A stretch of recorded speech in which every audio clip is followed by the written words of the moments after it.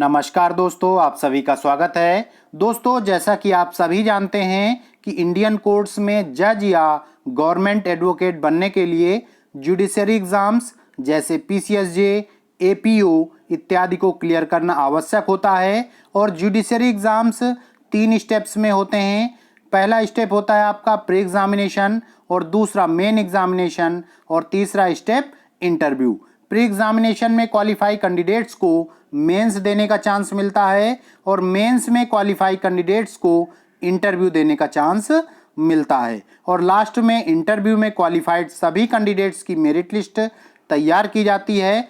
Number of vacancies के according merit list से top candidates का सिलेक्शन कर लिया जाता है। प्री एग्जाम में ऑब्जेक्टिव टाइप क्वेश्चंस पूछे जाते हैं, जिसमें एक क्वेश्चन का आंसर सेलेक्ट करने के लिए 4 ऑप्शन दिए जाते हैं, और 4 में से कोई एक ऑप्शन राइट आंसर होता है।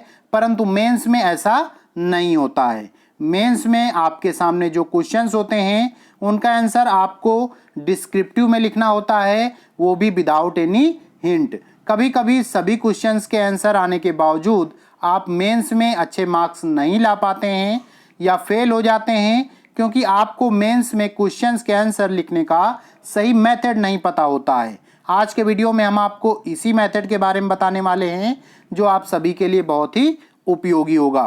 तो दोस्तों, ऐसी ही लॉ से रिलेटेड यूजफुल वीडियोज को पाने के लिए जल्दी से वीडियो को लाइक और चैनल को सब्सक्राइब कर लीजिए। तो चलिए आज का वीडियो स्टार्ट करते हैं। दोस्तों, आपके सामने स्क्रीन पर जुडिशियरी मेंस का एक क्वेश्चन पेपर है, जिसमें क्वेश्चंस दिए गए हैं और उनके आंसर डिस्क्रिप्टिव में देने हैं।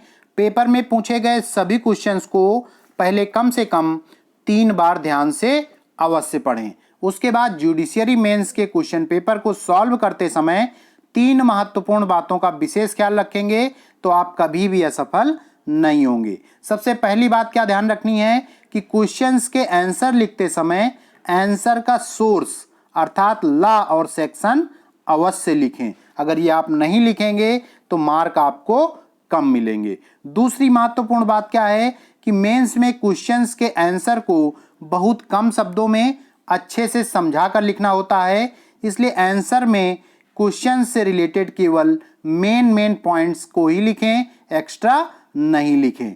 तीसरी महत्वपूर्ण बात, मेंस क्वेश्चन पेपर में इंग्लिश टू हिंदी और हिंदी टू इंग्लिश ट्रांसलेशन पूछे जाते हैं, और किसी एक लीगल टॉपिक पर ऐसे लिखने को दिया जाता है। इसलिए इंग्लिश मैटर को हिंदी में ट्रांसलेट करने और हिंदी को इंग्लिश में ट्रांसलेट करने की एग्जाम से पहले अच्छे से प्रैक्टिस करें, तथा कुछ इंपॉर्टेंट लीगल टॉपिक्स पर कम शब्दों में ऐसे लिखने की प्रैक्टिस अवश्य करें। अन्यथा आप एग्जाम्स में ट्रांसलेशन और ऐसे सेक्शन में अच्छा नहीं कर पाएंगे, और जब आप अच्छा नहीं कर पाएंगे तो आपकी मार्किंग भी कम हो जाएगी। तो दोस्तों, हमारा आज का वीडियो कैसा लगा जरूर बताएं। बहुत बहुत धन्यवाद।